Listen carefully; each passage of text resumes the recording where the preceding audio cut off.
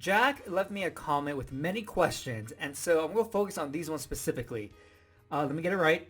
What systems to use with what stuff to memorize? Which system to memorize what? What are the uses in our daily lives? Now, when it comes to memory systems, people like to create them because they're supposed to make things easier to memorize.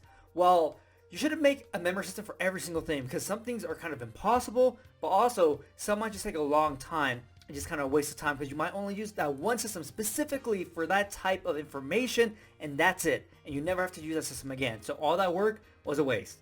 But some common systems are like a number system. So any date that you want to learn has a number in it. A birthday, a historical date, whatever it may be. And so having a number system is a great thing to use because there's always dates in our lives, right?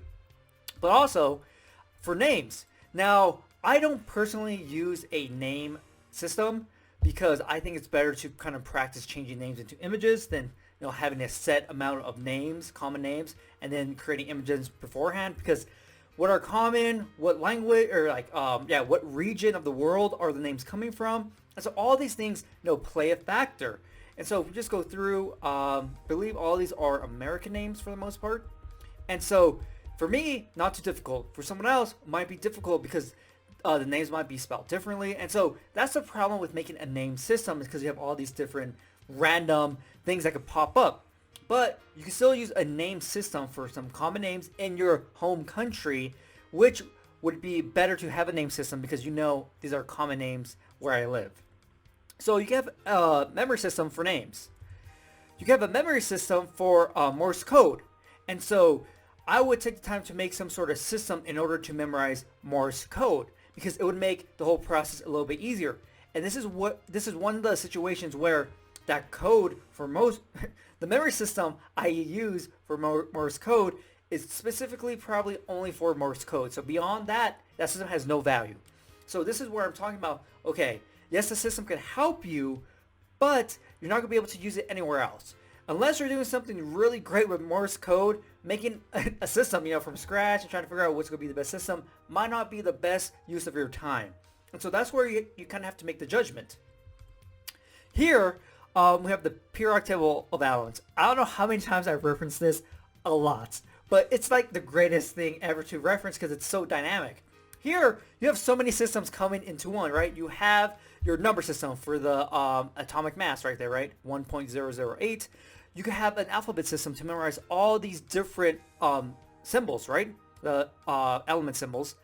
Then, if you want to go to next level and you're really studying chemistry, you can make a system for the elements because there's a set amount of elements, right? 118.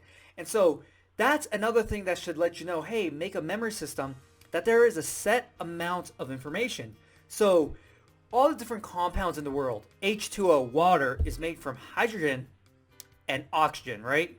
And so if you're really into chemistry, it might be worth making a system for 118, okay, honestly, you probably won't even use these ever, but 118 elements, you make a system, and then you're able to memorize any of the chemical formulas for any compound out there because they're all made up of these basic elements.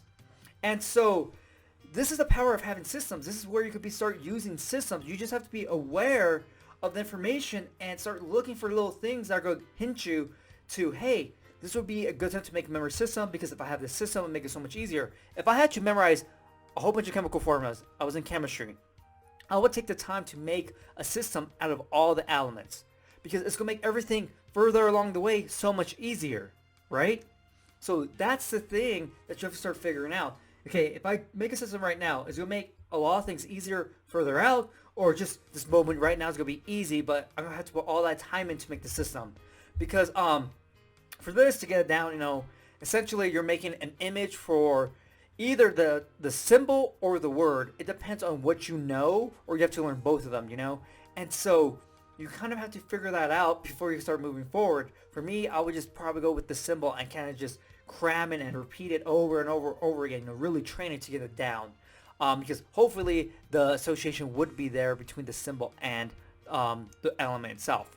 But also, there are some things that you might not think that you would really need a memory system, but it would really help, like directions. You could go left, you could go right.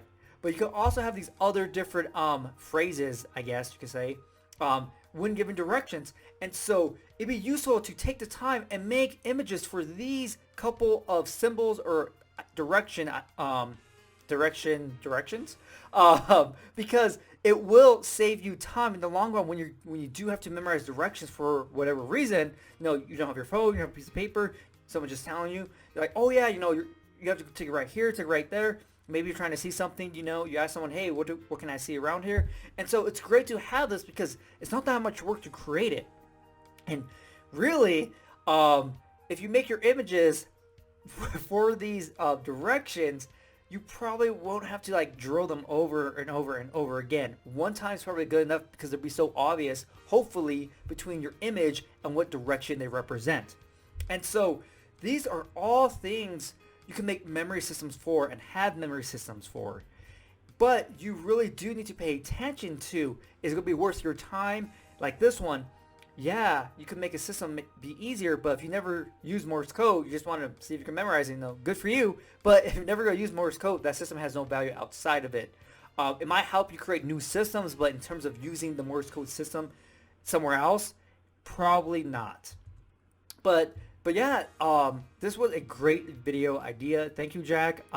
Because people kind of have a misconception about memory systems, that there's so much work, why don't I just try to learn everything instead of having the system? But once you have the system, everything else could be learned so much easier down the way. Even though you do have to put more time in initially, then it would probably take to actually learn the information, But that system could always go with you for the rest of your life. So that's the power of having memory systems. So hopefully, you kind of see where memory systems could be applied, because most people see directions like, I'll just memorize them on the spot or whatever, but it would be useful to have this memory system based off these directions right here, And so you can always make a memory system for something, but like I'm saying, you really have to be aware if you want to put the time into it, and is it even beneficial to create a system for that information. So hopefully you enjoyed this video, and I'll see you next time.